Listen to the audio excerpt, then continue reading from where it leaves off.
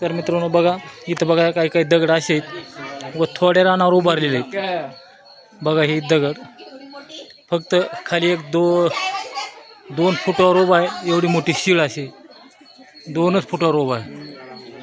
तर खाली बघा किती फुटावर उभा आहे. खालची बाजू बघा. तर ही बालाजीच्या महादेव मंदिराच्या बाजूचे बघा इथे एवढ्यावरच उभा आहे. अशी बघा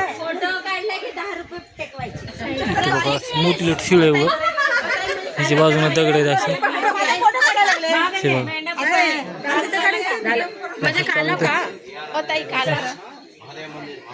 महादेव मंदिर दगड आहेत अशा प्रकारे.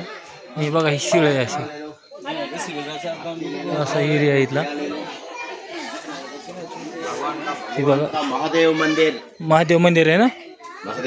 महादेव मंदिर हां चक्राती एकदम हां चालतो.